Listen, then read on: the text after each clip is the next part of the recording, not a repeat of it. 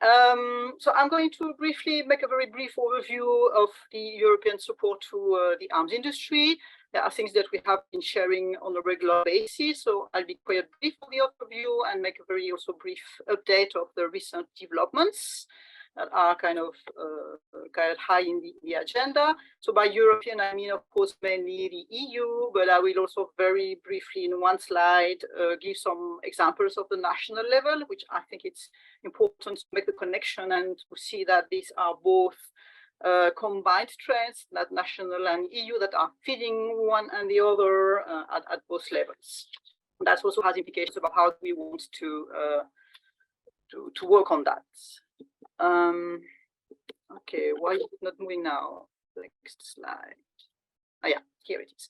So, as you may remember, we've been discussing that very often in different presentations. So 2017 is the year of a turning point where the EU is starting to use the EU budget directly for military activities, which was really kind of something very new. Starting with 2 pilot programs, and those 2 pilot programs led to the EU Defence Fund with 8 billion euros from 2021 to 2027 to develop the next generation of weaponry. So that's where we stand currently as the main funding. And we've been also regularly in our publications and presentations explaining that this European rearmament and funding for arms profits, of course, mainly to the main arms dealers. So we can see that in the pilot programs, 15 companies or research centers out of 427, just 15 of them got half of the budget of the money that was used under those 2 pilot programs. And regarding countries, of course, the 4 main military powers, France, Italy, Spain, and Germany, are getting almost 2/3 of the budget, and France on its own 1/4 of the budget. So that's pretty huge, and kind of in a certain extent confirming the trends, Chloe, that the more military power, the more money you get, and etc., and the more you produce. An important element is to understand is also to remind is that it was not only about specific funding for arms, but it's also about building synergies between the military and the civilian areas. So in 2017, also the European Commission developed all this idea of synergies, which in practice means that civilian funds are now largely accessible to the arms industry. And you can see here the different examples. I'm not going to go through it, but it's interesting to see that it ranges from helping the industry to get skilled workers, to green weapons, to accessing regional and social funds that are aimed to support local industries. So the wrap-up we have, and now to see what is coming in the next months. So we have this defense fund of 8 billion. We have these civil-military synergies. We don't know how much money, because that will depend of the project chosen under those different programs. And now we have also under a decision procedure going on at EU level, a so-called EDIRPA regulation, which is in fact funding to support the administrative costs of joint acquisition of military goods by consortium of at least 3 EU countries and also other European countries that are not part of the EU may be able to join this kind of funding.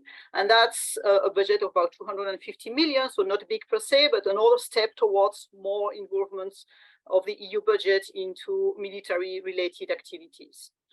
The other one, which has been pretty high, I think, in the agenda in the last months, is the one which is called ASAP, which is meaning to subsidize the companies for ramping up their ammunition production. Also derogating from social and environmental norms to a certain extent, but most importantly, from our military spending point of view, here, €500 million should be dedicated to this ramping up of ammunition production, half of it coming from the defense fund, and the other one coming from fresh money from margins of the EU budgets, like the EDIRPA. So to a certain extent, diverting money that was not yet allocated could have gone to civilian and is now going to military if the decision is taken. Of course, and I'll be very brief because that's not the point of the discussion, but of course we need to remind this peace facility, which is funded by the member states under a kind of specific envelope, but is still considered as part of the EU.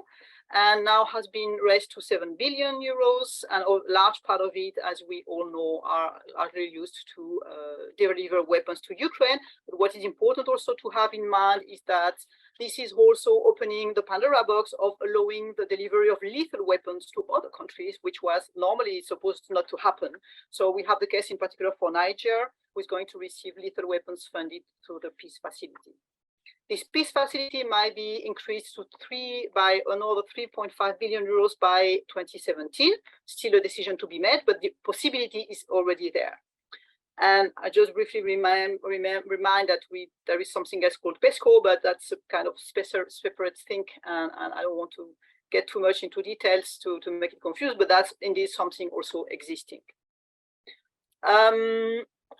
I think last points I want to make are first about how this may be impacting on arms exports. Although the Commission has no competence on this issue, the fact is, and I'm illustrating here with a number of quotes from different documents from the Commission, that all these initiatives are industry-driven, which means that they are pushing one way or another for lowering down the common denominator of exports of the common position, and really taking the lowest common denominator under always a competitiveness angle, not only within the EU, but also beyond in international markets. The other important element, of course, to remember is that despite what was claimed, that these initiatives were supposed to allow some form of savings regarding military spending, we are on the contrary going to an increase of the military spending both at EU level and at national level, with numerous calls at the level of the Parliament in particular for increasing further the budgets of the EU budget, the sharing going to military-related activities, but also the EU itself, though the EU, let's say, Foreign Affairs Minister, let's say, Josep Borrell, claiming that member states should continue to spend more and that defense starts with the industry. And it has also impact on, it can have impacts on the level at national level, where we see that Denmark joining the EU defense programs is not bringing savings because they are continuing to increase their military spending in a quite significant level. And then the last point I wanted to make are kind of examples of how there are different ways of national support to the arms industry that were already existing, but in many countries are getting higher and are accelerated with the situation of the war in Ukraine. We have examples that are going through extra special budgets to rearm, and that means buying then weapons to the arms industry, especially in Germany, of course, the special fund, which is a kind of special debt system.